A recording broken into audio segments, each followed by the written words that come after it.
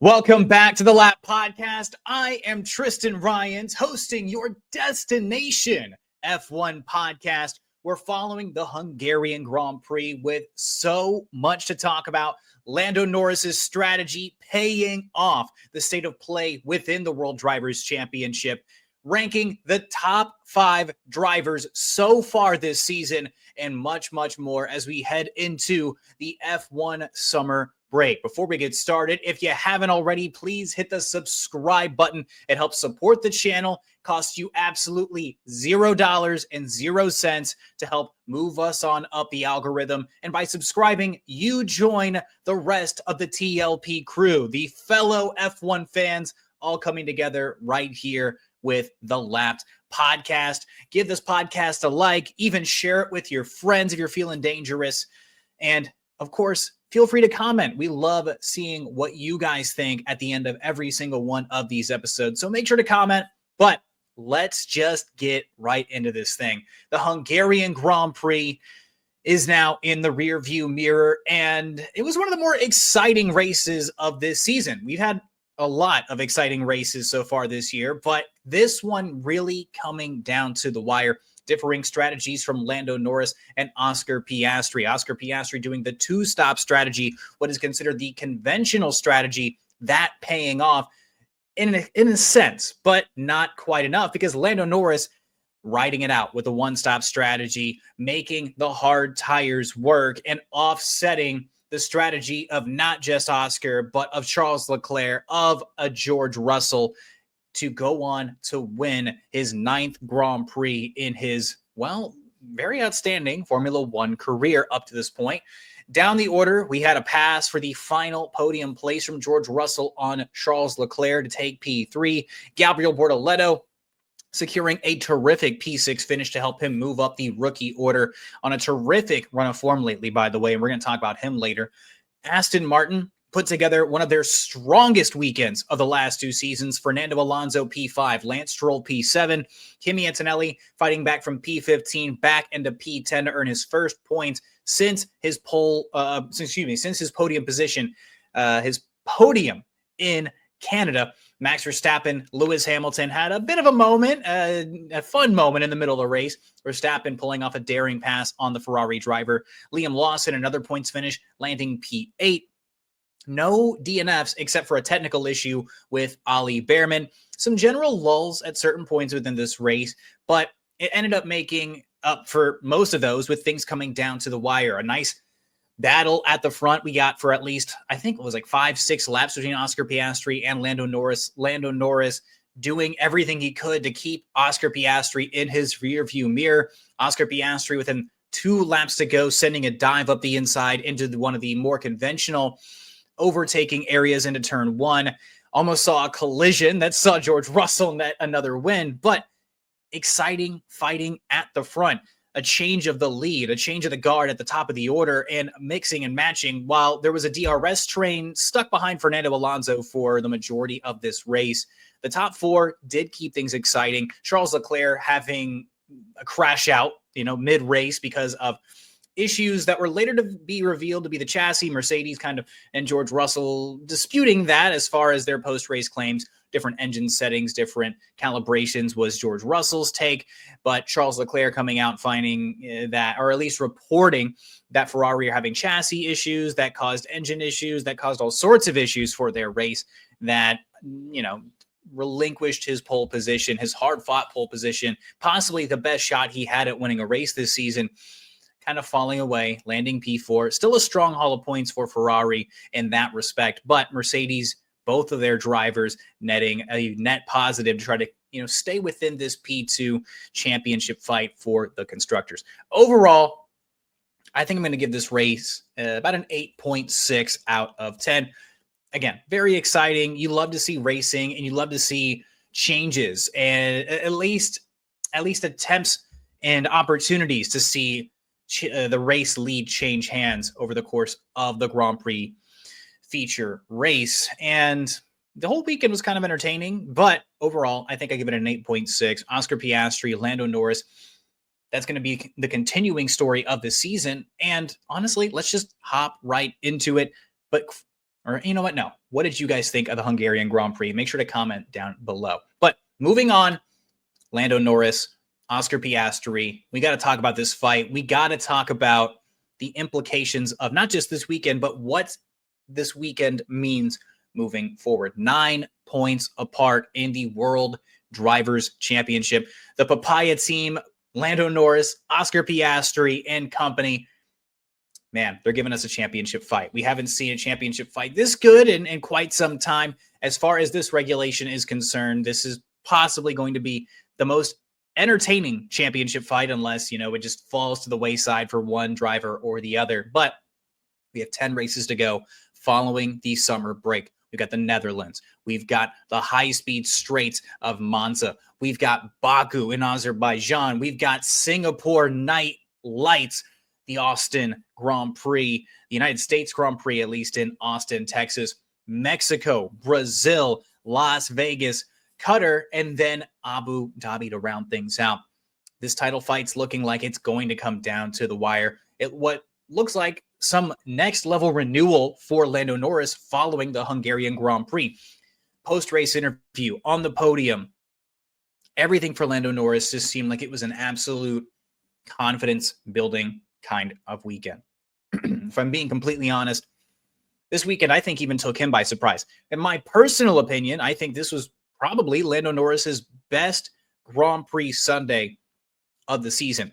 His own level of strategy call at a certain level between him and his engineer, Will Joseph, electing to go for the one-stop strategy, electing to do something daring, something that netted him a race win in an oh-so-close, oh-so-important championship fight for Lando Norris. The expectations for Lando Norris have been waning and waxing throughout this entire season, but this, in my opinion, his best drive of the season. Keeping the race lead with Oscar Piastri on a better compound right behind him.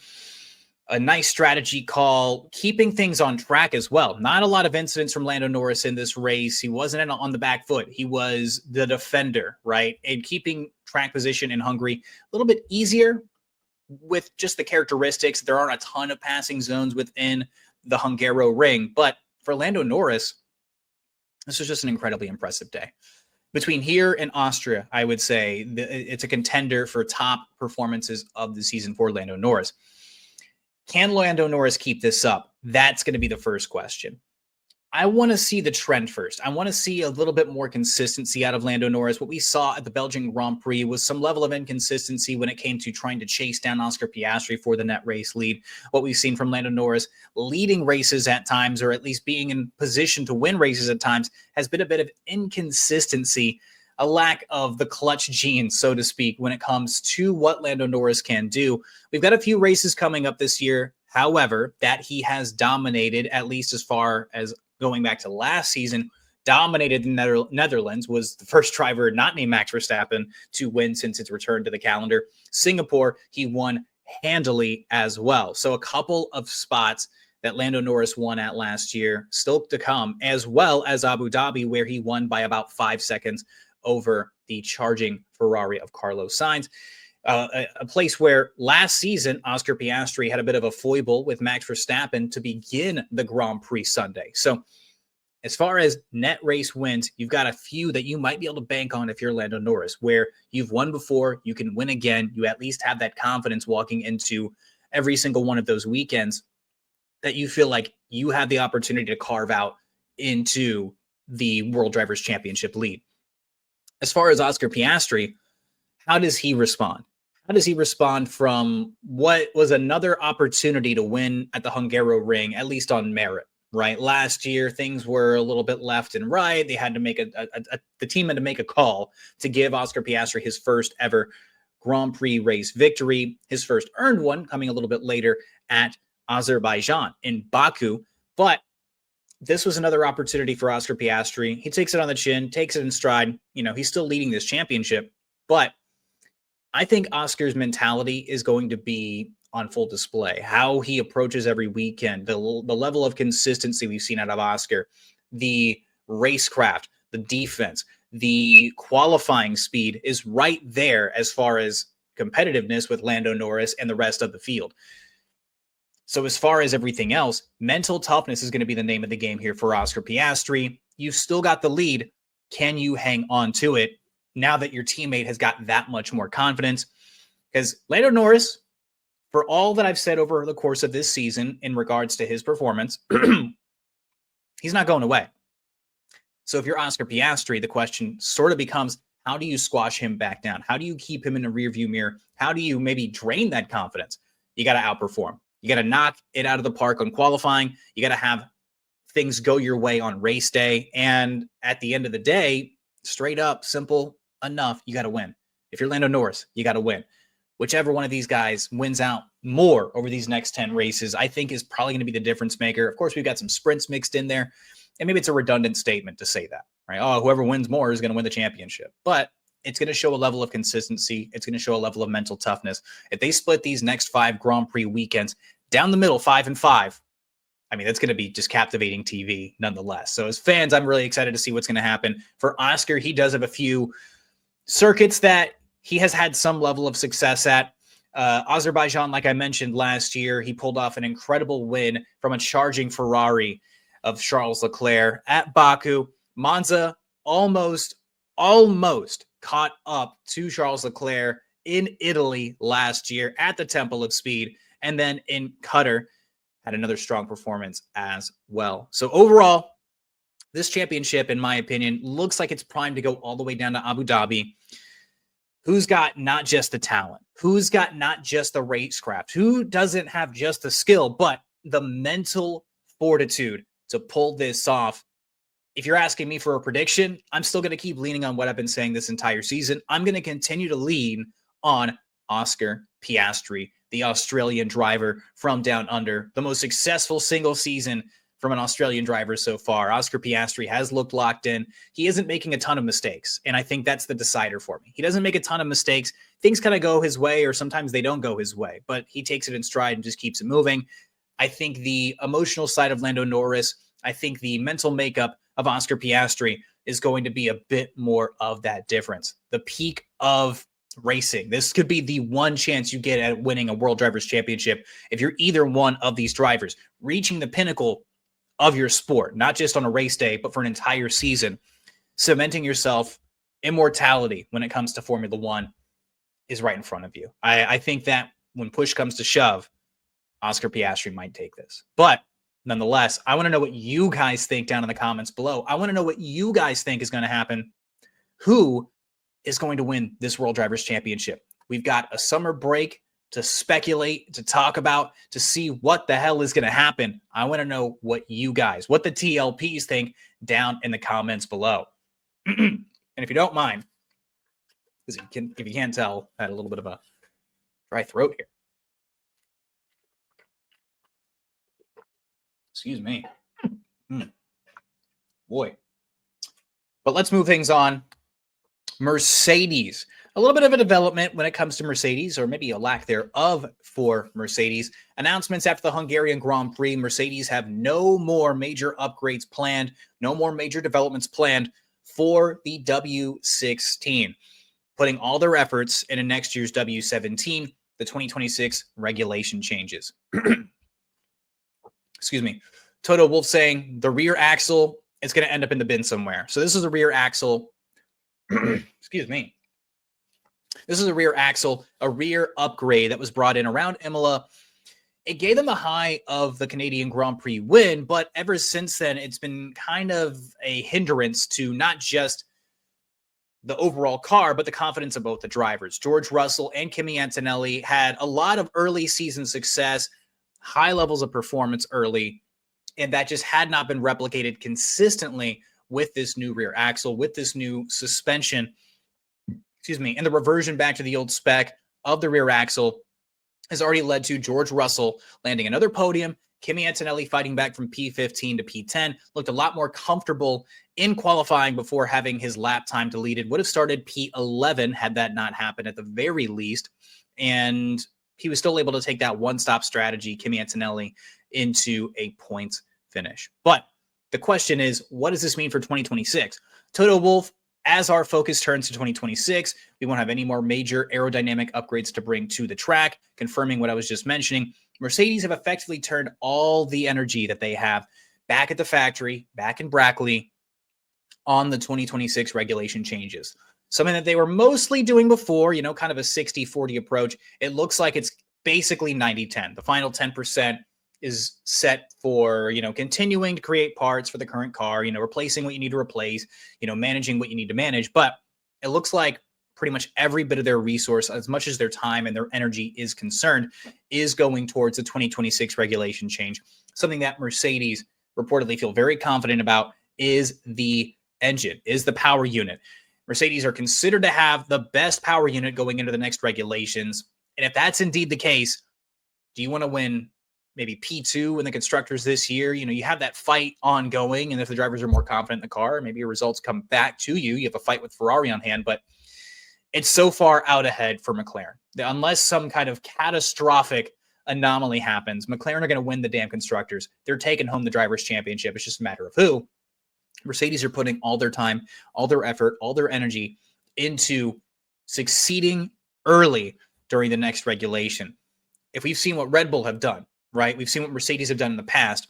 Getting off to a hot start, getting off on the right foot to start the regulations is almost like a slam dunk level of you can win a championship early. You can at least get the one out of the way while everybody else is trying to make up ground. Mercedes being the works team going into 2026 for themselves, right? The customer teams, McLaren, starting next year, Alpine, Williams, also a customer. You got the first crack at the information. You've got the first crack at exactly what this engine, what this power unit is going to be doing. Mercedes a bit ahead of McLaren, even though McLaren have a ton of amazing resources, fantastic engineers. Having that much more knowledge for the upcoming season is going to be nothing more than, the best possible outcome for Mercedes. So for them, putting all their time, all their effort into 2026, it just makes sense. If you feel like you can win a championship for maybe not just a year, but maybe the next couple of years, maybe even the next 3 years, is what we've seen from Red Bull, why not do it? Sacrifice the rest of this season. You got 10 races to go. You're already thinking ahead, putting them in the rearview mirror. But what about the drivers? Who the hell's driving the car? Well, I feel like we already know the answer to this question. George Russell, let's start there. The extension seems like a matter of when, not if, according to Toto Wolff. Speculation on a deal that runs through the end of the 2027 season. Russell's looking for a full-fledged commitment from the team to help put to bed being replaced by Max Verstappen, should the Dutchman become, kind of available in 2026. I believe his deal, so to speak, runs through the 2020 end of the 2027 season, Max Verstappen, or into 2028. Maybe there's some level of an option there. But obviously, Max isn't going to go anywhere for the time being. And while he's fantastic, George Russell's been phenomenal this season. He's given you no reason not to want to re-sign him. And it looks like Mercedes are on the path to doing so. It's just a matter of working out the finer details.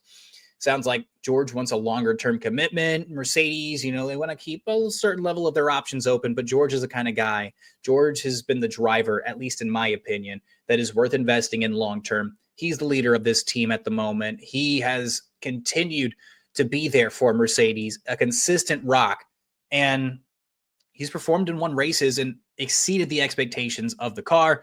Russell, telling last word on sports, I've waited so long. I want to make sure it's right. It's got to be right for the team. It's got to be right for myself. It's got to all make sense. Duration has to be right for both parties. So it's not as simple as saying, just a money situation. If you're happy being paid, what you're being paid. Apparently the pay is not the major aspect here. It sounds like they pretty much agreed to terms on how much the pay is going to be. A lot of estimates putting it north of $30 million USD per season. Well-deserved. Race winner, leader of the team. It's just a matter of what's the timeline look like. Mercedes have been, pretty notable for, doing 1+1s or maybe 2+1s. Even Lewis Hamilton had a number of deals that, no necessary rush for the Mercedes team to necessarily figure it out. They always believed that it was going to happen, obviously, until, Lewis decided to exercise his option. But it seems like Mercedes are very happy with the driver lineup they have, with George Russell leading the way. It seems like things are going to get worked out, just a matter of time. Speculation that it might not necessarily get done over this summer break. I think that it probably will. People are going to be sitting on their hands, not doing too much. negotiations are going to be the only thing really left on the table beyond developing for next season. So I have a feeling this is going to get done within the summer break, possibly towards the end of it. If not, we're going to probably know within the first couple of races after the summer break comes back. At least that's my speculation. Although, to be fair, I'm the same guy that said a few weeks ago, or at least maybe a month or so ago, that if they hadn't gotten a deal done by the British Grand Prix, there'd be cause for concern. We went through the highs and lows of the Max Verstappen saga. Obviously, Mercedes were interested. George Russell understands that interest. You know, it's all business at the end of the day. These guys are human beings. They're smart people. They understand how it all works. But George Russell seems like he's going to be the guy there for at least a long time. So all the signs are pointing towards a deal getting done. Just a matter of negotiations, small tweaks around the small things, and, you know, the length of the term. As far as his teammate, who's it going to be? Probably Kimi Antonelli. I mean, as far as Russell's Italian rookie teammate voicing a lack of concerns about his potential future, about a potential extension as well, at least as far as what I've read. While Antonelli is technically on a deal that expires at the end of this season, excuse me, Antonelli's been highly praised by Toto. He's been developed by the Mercedes family. Other team members are also a big fan of the kid. And this idea that this is just an adjustment season to get him up to speed, you know, the pros and the cons, the rookie mistakes, you get them out of the way now while the expectations are, at least for Mercedes, relatively low. This is the development year. I think Mercedes were hopeful that they could maybe they could make some noise, get some wins, but the expectations for Kimi Antonelli, he's already exceeded a lot of those expectations, not just for myself, but it sounds like for Mercedes. I'm sure they're going to figure out some level of a very lucrative, but a nice extension, probably similar to George Russell, so they can work these things out in tandem over time. So that way they have their driver lineups rock solid, ready to go. What do you guys think is the right thing for Mercedes to do here? What does the deal look like for George Russell? Is it going to be Kimi and George for the next 5-6 years? Who knows? Will they be front runners in 2026? I want you guys to tell me. TLPs, let me know down in the comments below. But I have a few more things I want to talk about. We're walking to this end of this summer break, and I think right now is a good time to do something relatively controversial. Let's discuss. Let's talk about it. Let's hop right into this. The top 5 drivers of this 2025 Formula One season so far. Off air, Kevin and I have had a lot of similar fun conversations about who the best drivers of the season are, who they have been. If you swap drivers, what would happen? Who would win? Who wouldn't win? That kind of stuff. And it got me thinking about generally who even are the best on the track, on grid, on circuit right now. And I want to start this off. In red. I think that Charles Leclerc is the 5th best driver currently on the grid as we speak this season. Similar to Mercedes, George Russell, Leclerc has been overcoming the car problems to bring a certain relative consistency that has effectively put Ferrari in P2 in this Constructors' Championship. Opposite of the 7-time world champion, Charles Leclerc, of course, the familiarity is there, but the talent is still on full display. Charles has 5 podiums so far on the season. Count them 5. 9 top 5 finishes as well. And all of this while he's been voicing frustrations, he's still driving incredibly well. He's still looking incredibly quick. It just seems like Leclerc has been limited by what Ferrari can or cannot do. Limitations from the car. It seems like Ferrari, in a nutshell, 2022, they had the opportunity to go win a championship, but there were botches. And if we're being completely honest here, Red Bull were just quicker. Max Verstappen was just quicker that season. They killed the regulations to start. But since then, the car just hasn't quite been there. And I think if, let's say you put him in a McLaren, this guy wins just as many races as Lando Norris, right? At the very least, right? He's competing with Oscar Piastri at an incredibly high level. I think Charles Leclerc, very reasonably, expectations-wise, I'm going to put him at number 5. Number 4, maybe this is where things get controversial. I've got Lando Norris. Number 2 in the World Drivers' Championship standings, I've got him at number 4. Now, I know you guys are all going to rush the comments section. You're all going to rush and tell me, like, how the hell is Lando Norris P4 in your standings? Well, it's my opinion, all right? Let me explain why. Second this year in the Drivers' Championship. Can't be that far down the list. He's got to be in the top 5. He's got 5 wins, although I've talked about this in other episodes of the podcast. I think that there was some level of scrutiny, and some of these are a little bit more questionable. The British Grand Prix, questionable. If things hadn't gone his way in Australia, he might not have won there either. Austria, things came together. Hungary, things came together. But Lando Norris has been a bit questionable this year. And 12 podiums have kept him right in this championship mix. I'm going to give him his flowers there. 13 top 5 finishes, so the dude's collecting points. Lando's one-lap pace in the McLaren rocket ship has helped him stay up the order, but the mental mistakes, the motivation at times seems to have been hampering him as far as what he can really be achieving in this World Drivers' Championship. This was a season that everybody expected Lando Norris to walk out, to succeed early, and to not only succeed early, but to be the leader in the World Drivers' Championship. Now we're walking into the summer break, and he's 9 points behind his teammate, albeit coming off of a big win. That's great. Recency bias aside, he has had his fair share of mistakes this season. He has cost himself at points this season, and this was supposed to be his year.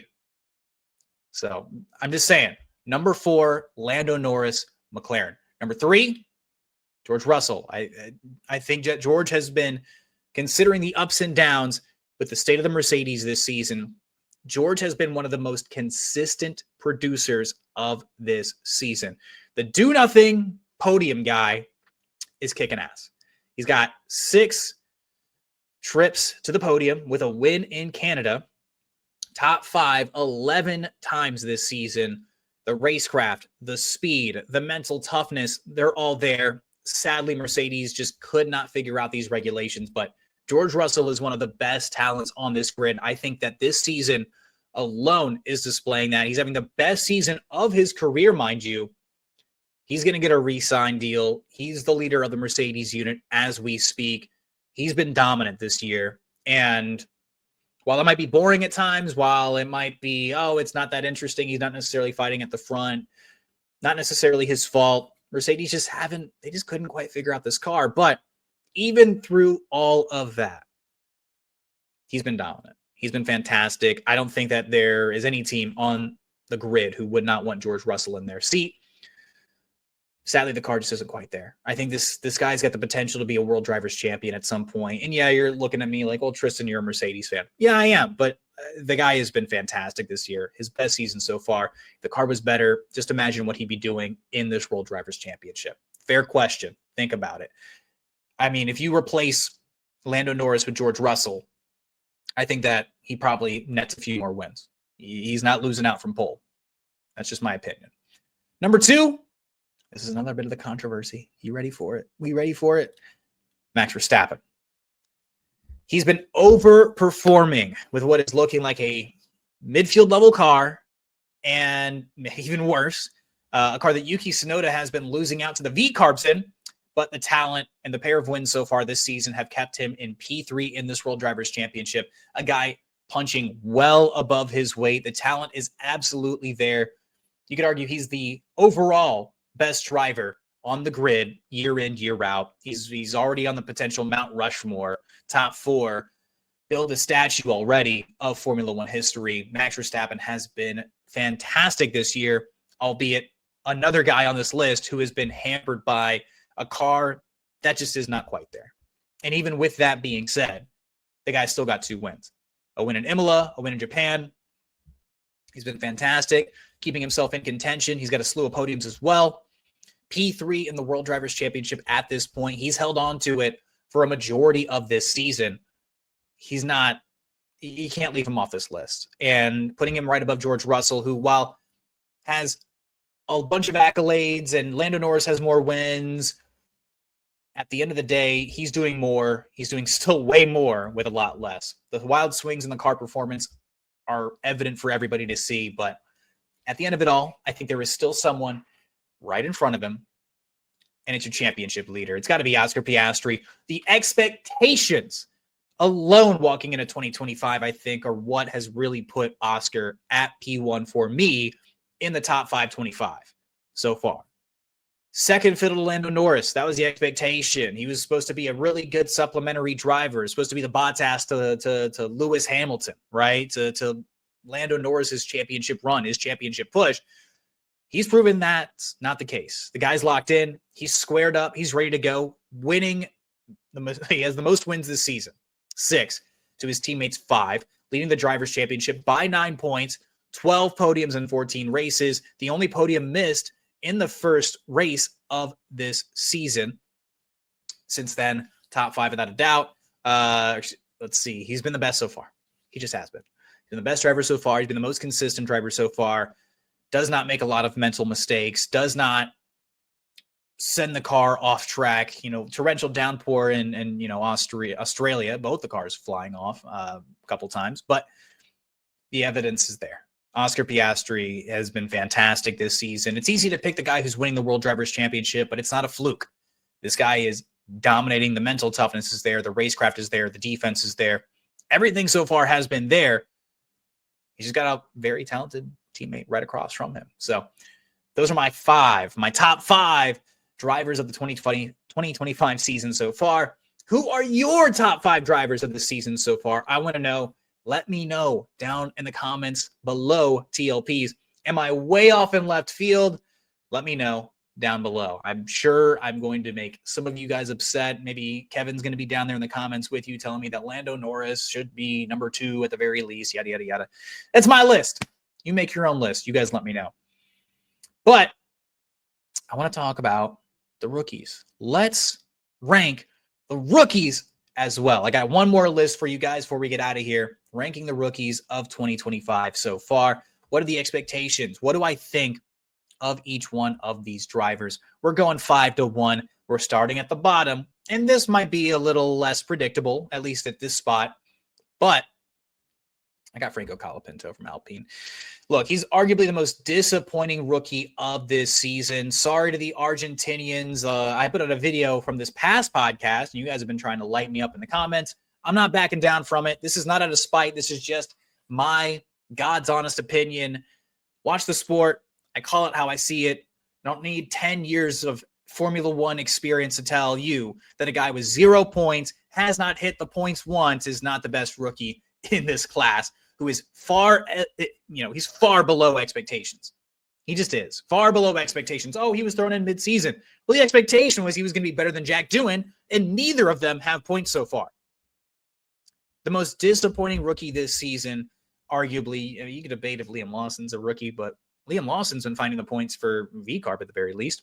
So, sorry, not sorry, Argentinian fans. Colapinto has not hit the points once in any format, while the car's performance down the midfield and all the way to P10, the parity is so much more evident this year. I understand that Alpine are at the bottom of the standings, so you could say, oh, well, the car isn't very good. But Pierre Gasly's been finding the points. Oh, Pierre Gasly's a vet. But last year, Franco Colapinto and Williams was finding the points alongside Alex Albon, who this year has been dominant. So what's the problem? He's outperformed Gasly, I think, just one time at the Hungarian Grand Prix this past weekend, at least as far as qualifying is concerned, the only time he's done that. But he hasn't shown any promise that we saw out of him from Williams. And it sucks because this time last year, heck, 6 months ago, there were conversations about Red Bull being interested in him filling in a void that might have been left behind by Sergio Perez. How quickly the tides turn. How quickly things change. And if Red Bull had made that decision, I don't think he'd be much better off. Just being completely honest. This is not me going on hater watch just because the guy crashes the car a lot. Hell, he crashed the car during a Pirelli tire test for next year at the Hungaroring. No race format, just binned it. Just saying. What more can he do to maybe improve his standings by the end of the year? I think he needs to gain confidence. At the very least, find your way into the points. That would be a huge, huge, huge help. Gasly's done it multiple times this season. I think if you're Franco Colapinto, you have to find your way to the points too. Only rookie driver, again, not named Jack Doohan, who hasn't scored. Only 2 drivers this season who have not scored are Jack Doohan and Franco Colapinto. Moving to number 4. I got Ollie Behrman. And the Haas Standout moment in China to earn a P8 finish, followed by back-to-back P10s in Japan and Bahrain, showed Ollie Bearman off to a hot start in the Haas. Since then, he's been a regular P11 between Canada and Belgium, added 2 points in the sprint at Spa, by the way, driving smoothly and consistently. And you could argue, you could put him at 3. This is a really close field, at least in my opinion, between 3 and 4. Very, very, very close. He's been very consistent. I think that Ollie has been a calmer, more consistent driver. The question is, he's had a couple of DNFs, Miami, Hungary. Hungary, definitely not his fault. But what more can Ollie Bearman do? I think the breaking the glass ceiling of getting into the points a little more consistently in a car that has shown that it can land in the points is probably the biggest thing he can do. Is just landing and accruing more championship points for Haas, getting some more constructor points, getting some more World Drivers' Championship points, just to move yourself up the order a bit. He's right there. I think he just needs to find a way into the points more regularly, and things will work itself out. But Ollie Bearman has been, in my opinion at least, pretty fantastic. I like what he's been doing. I'm a fan of what Ollie Bearman's been doing. I think he's much, much, much further ahead of Franco Colapinto. So it's not to say that these guys are neck and neck. I think between him and number 3 on my list, a lot closer. So Ollie Bearman's been really good this year. He was really good in F2 last year. We understood that he was talented. He scored points in a Ferrari. He was a little more ready and built for this moment. Hell, he even scored points last year when he was filling in for, I think it was Kevin Magnussen, who missed the Azerbaijan Grand Prix. Ollie Bearman's been pretty solid. I think I might have expected a little bit more from him, considering he did have a few more F1 races under his belt walking into this season. But by all means, he's been pretty damn good. Number 3 on the list, Gabriel Bortoleto. Look, while off to a slow start, Bortoleto looks like he's finally come to grips with the F1 world, and he has banged in some impressive races since Austria. P8 at the Red Bull Ring. Pretty nice. A messy British Grand Prix. About a third of the grid didn't finish. I'm not going to strike him down for that. I don't think you get a hard press because most of the grid could not finish in those conditions. I mean, not most, but a good chunk of it. Excuse me. P9 in Spa. Another couple points. Solid. And then a career best P6 right before the summer break at the Hungarian Ring. The reigning F2 champion. He's showing the signs of why he belongs here. The conversations about what should it be him? Should it be a guy like a Felipe Drugovich, right? Should it be, I don't know, Mick Schumacher in the Stake F1 car? McLaren making the correct decision. Let this kid move on. You've got your 2 drivers in Oscar Piastri and Lando Norris. You got your future. You're invested. That's cool. But Gabriel Bortoleto deserved this opportunity. He's been fantastic. Winning the F2 championship, coming off of an F3 championship, by the way, so a back-to-back championship winner. I want to see him hanging around the points a little bit more consistently. If I have one gripe, he's come into his own a little bit late at this point of where we stand. But Gabriel Bortoleto is showing that he belongs, and recency bias has probably moved him up a little bit. But I think that Gabriel Bortoleto overall has shown that he has the chops to be here. The trend is moving upward. It's not staying stagnant. It is moving directly upward. Maybe the developments of the car have been there, but he's working with the team well. He's building a cohesive unit. He's got a great mentor in Nico Hülkenberg. Seems like they have a really good dynamic as well. Plays the team game great. And has been fighting his manager / mentor, Fernando Alonso, as well. So Gabriel Bortoleto is performing really, really well, putting him at number 3. Number 2, Kimi Antonelli of Mercedes. Currently sitting P7 in the Drivers' Championship. The car he's in is a bit of a double-edged sword this year, as we talked about earlier. Overall, Antonelli has already exceeded my expectations. He exceeded my expectations. Getting a podium in Canada, a sprint pole in Miami was incredible, and he's shown the ability to hang around with confidence, with pure pace, with fantastic racecraft. He's learning the ropes at just 18, mind you. I think a lot of people forget that.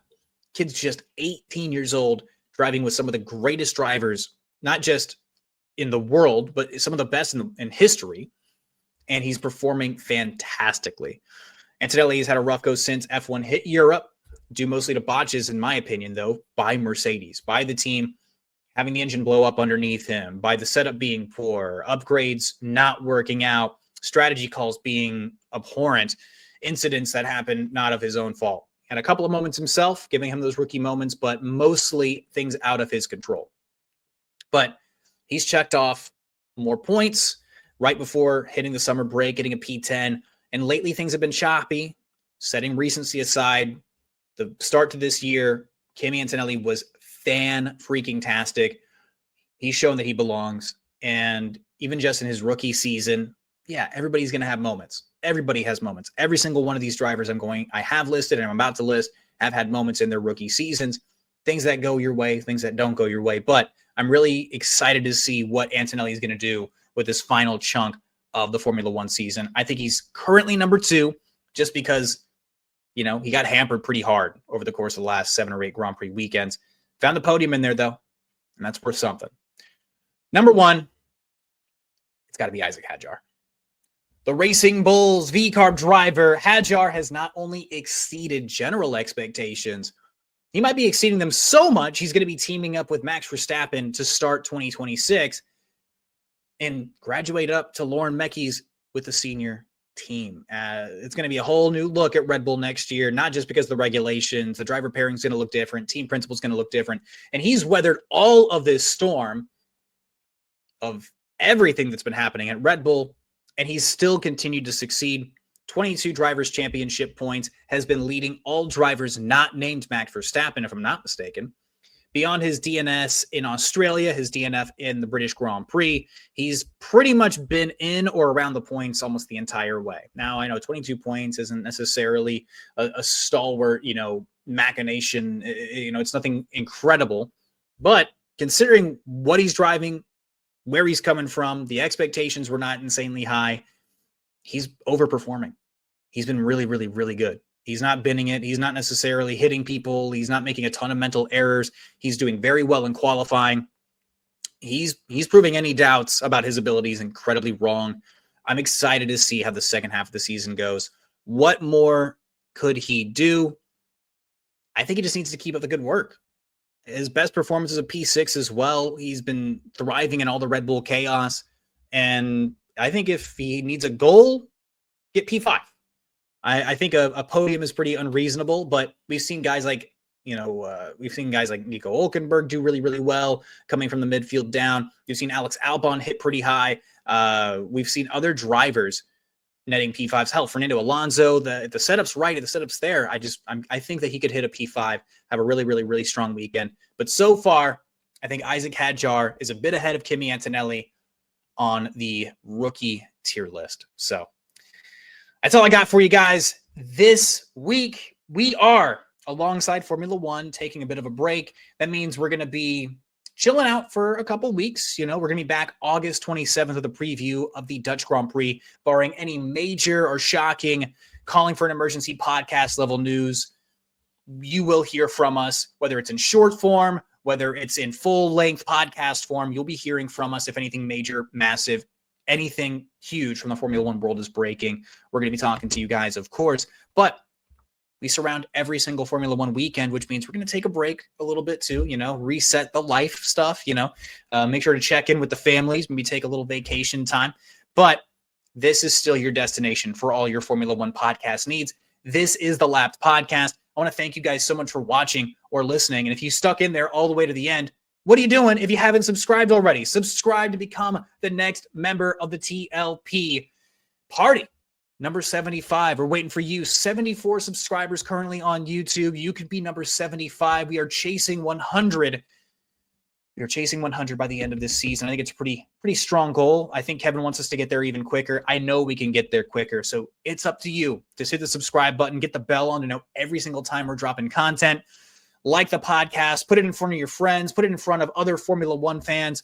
Look, you're not going to get this level of interaction anywhere else when it comes to Formula One content. We want to be talking with you guys. Again, comment down below. Let me know what you guys are thinking. If it's not anything crazy nasty, if it's a fun conversation to be had, we will have it with you.